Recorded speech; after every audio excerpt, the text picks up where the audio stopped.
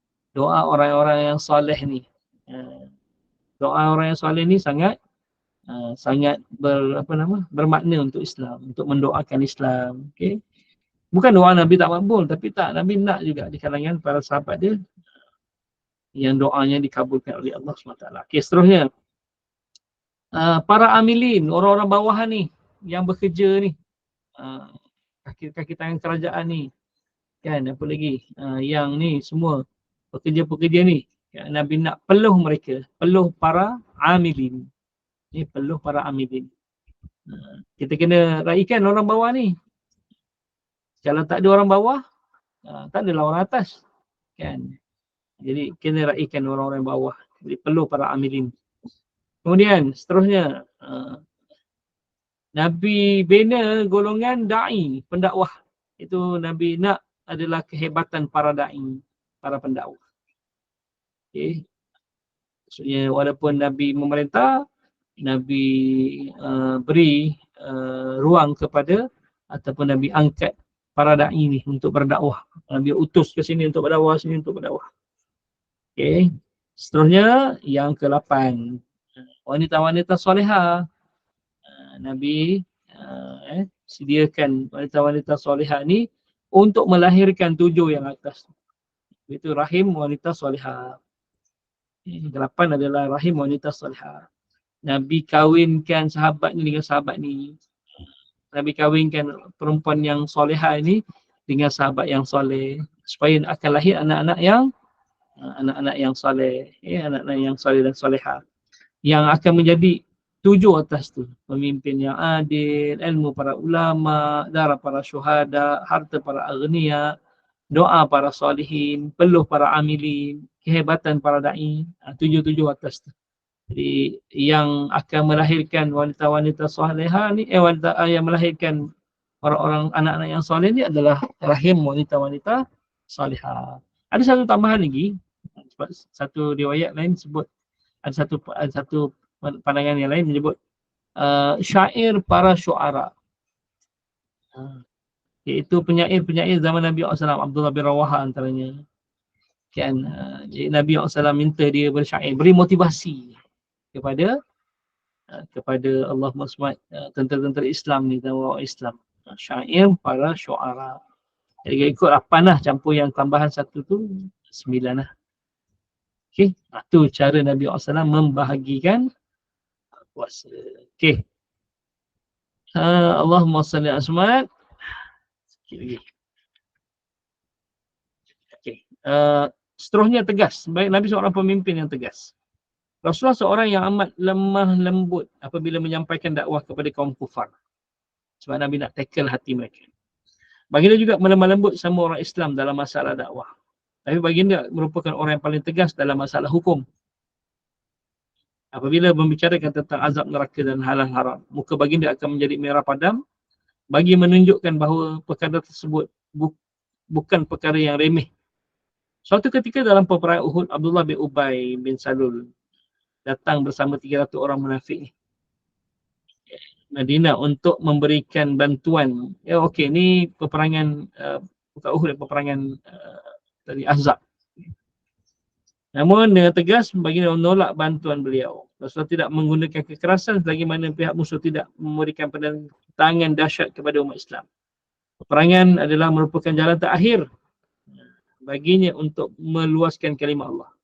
Pantang baginya yang sudah bersiap sedia untuk berperang tetapi membatalkan niatnya.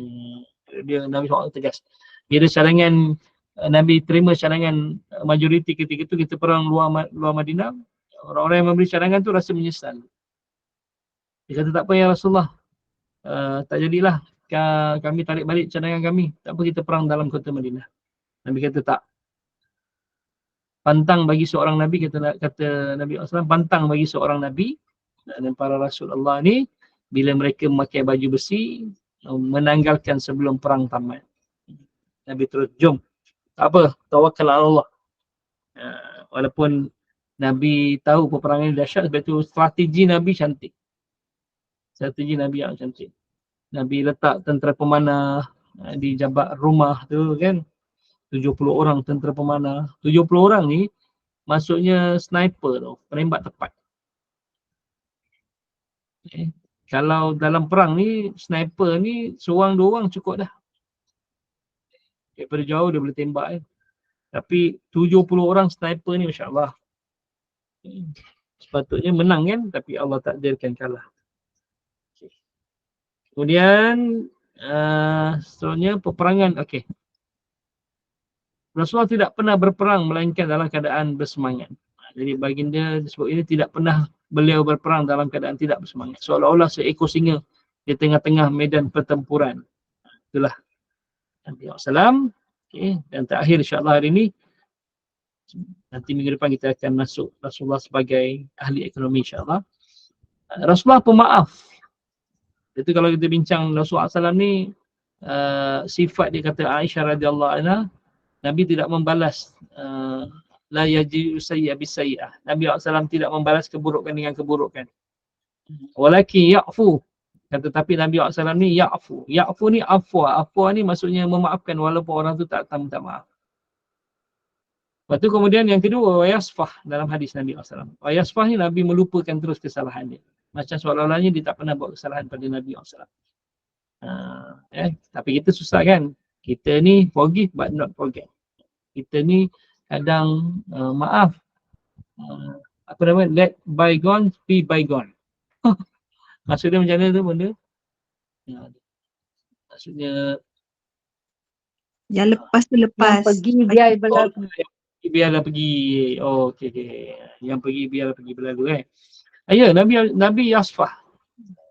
Kalau tak, betul dalam ni kita bincang kan yang bawah sekali. Begitu juga peristiwa yang menyayat hati dalam peperangan Uhud. Hindun mengupah hambanya Wahsy untuk membunuh Sayyidina Hamzah, bapa saudara Nabi. Bukan saja dibunuh, malah Hindun memamah hati dan jantung Sayyidina Hamzah.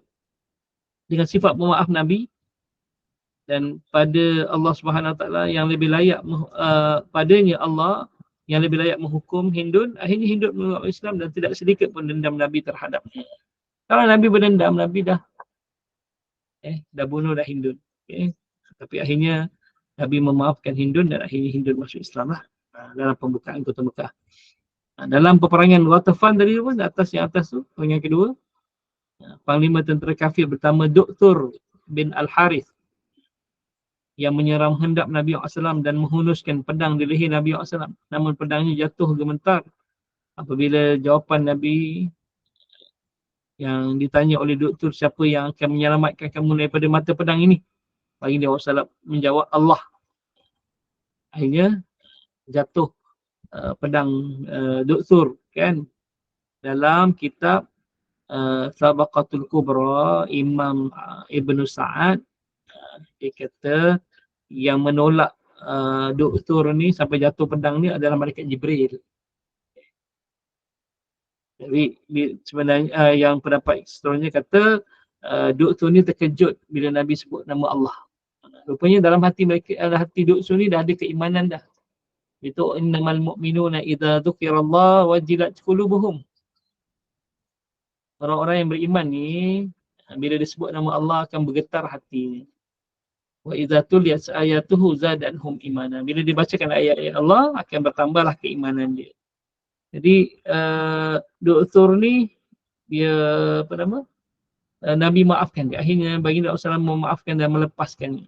Peristiwa ini menyebabkan doktor meluk agama Islam kerana sifat pemaaf Nabi SAW dan menyeru kaumnya, iaitu Bani Tha'labah, untuk memeluk Islam, untuk memeluk Islam. Itu kisah Nabi seorang yang pemaaf dan sangat menentang kejahilan. Menentang kejahilan, insyaAllah. Okey, saya rasa cukup sekadar itu dulu untuk hari ini. Daripada program depan ni, insyaAllah kita sambung untuk pertemuan kita akan datang, Rasulullah sebagai ahli ekonomi. Saya mula-mula tulis buku ni kan, apa lagi saya nak masuk, macam mana saya nak lari daripada bentuk penulisan sirah ni kepada bentuk penulisan biografi sebenar. Lepas tu saya ambil dua buku, satu biografi Tuan Guru Nik Aziz, satu biografi Tun Mahathir, dan tu Datuk Seri Mahathir lah. Okay, saya ambil, lepas tu bandingkan dia, ambil konsep penulisan dia kan, ambil konsep penulisan, susun letak tajuk-tajuk ni kan. Jadi akhirnya inilah saya masukkan semua Rasulullah sebagai ahli ekonomi, Rasulullah sebagai ketua keluarga, Rasulullah sebagai seorang pemimpin. Alhamdulillah. InsyaAllah. Kalau ikutnya, selepas saya tulis buku ni, saya nak tambah banyak lagi. Sepatutnya tak setebal ni. Kalau tak cerita pasal biografi Nabi, bukan setebal ni. Lebih tebal sebenarnya kan. Tapi tebal-tebal nanti orang tak baca. InsyaAllah. Nanti akan buku keluar yang kedua lah. InsyaAllah. Okey, yang baik daripada Allah Subhanahu Wa Taala, yang kurang dalaman itu adalah atas kejahilan dan lemahnya ilmu saya. Aku qouli hadza wa astaghfirullah li wa lakum. Assalamualaikum warahmatullahi wabarakatuh. Assalamualaikum warahmatullahi. Ustaz, kita nak buka soalan ke? Ustaz ada kelas ke apa macam Jadi mana? program pula. Tak apa. Saya tulis dalam grup je nanti saya respon. Okey, baik. Kita tutuplah Ustaz saya. Baik. Alhamdulillah, barakallahu fiik, jazakumullah khairan jazak. Ustaz, hari ni kita masuk kehidupan Rasulullah sedikit sebanyak kita tahulah. Rasulullah ni masya-Allah bukan saja pemimpin, macam-macam lah yang kita akan pergi nanti. Rasulullah sebagai ahli ekonomi pula. Maknanya semualah merangkumi semua, masya-Allah hebatnya. Yang bernama baginda Rasulullah Muhammad sallallahu alaihi wasallam ini, masya-Allah. Mudah-mudahan bertambah kecintaan kita kepada baginda Rasulullah sallallahu alaihi wasallam. Mudah-mudahan bertambah iman kita, mudah-mudahan barokah, mudah-mudahan Allah kurniakan limpah rahmat kepada kita semua. Terima kasih kepada tim Gemenur Iman, sahabat-sahabat pencinta ilmu yang mengimarahkan kuliah kita pada pagi ini. Saya buat sikit ibahan kuliah Ustaz. Kuliah asal kita hari ini bersama dengan Al-Fadil Ustaz Khairul Azhar bin Samsudin dengan kitab Faridatul Fara'id fil Ilmi Al-Qa'id pada pukul 5.15 petang. Kuliah maghrib kita 8.05 malam bersama dengan Imam Wan Abdul Halim bin Mat Yusuf dengan kitab Riyadhus Salihin. Dan kuliah isyak kita 9.30 malam bersama dengan Al-Fadil Ustaz Abdul Hadi bin Johari dengan Tafsir Nurul Ihsan jilid yang keempat dengan surah Al-Hujurat. InsyaAllah. Jadi teruskanlah bersama-sama dengan Gemenur Iman dengan kuliah-kuliah yang telah kami sediakan. Moga memberi manfaat kepada kita di dunia dan juga di akhirat. Yang ini saya mewakili Gemenur Iman memohon maaf sekiranya dapat sebarang kekurangan, kesilapan, kekhilafan. Yang baik itu datang daripada Allah, yang tidak baik dan kelemahan itu daripada kami sendiri. Kita tangguh kuliah kita. Mohon sekali lagi Al-Fadil Ustaz untuk membacakan tasbih kafarah dan suratul As. Saya sudahi dengan wabillahi taufiq wal hidayah. Wassalamualaikum warahmatullahi wabarakatuh. Waalaikumsalam warahmatullahi wabarakatuh. Subhanakallah bihamdika nashhadu an la ilaha illa anta wa nastaghfiruka wa natubu ilaik. Bismillahirrahmanirrahim. Wal 'asr innal insana lafi khusr illa alladhina amanu wa amilus solihat wa tawassaw bil haqq wa tawassaw bis sabr. Qul qali hadza wa astaghfirullah li wa lakum. Assalamualaikum warahmatullahi wabarakatuh. Jumpa lagi.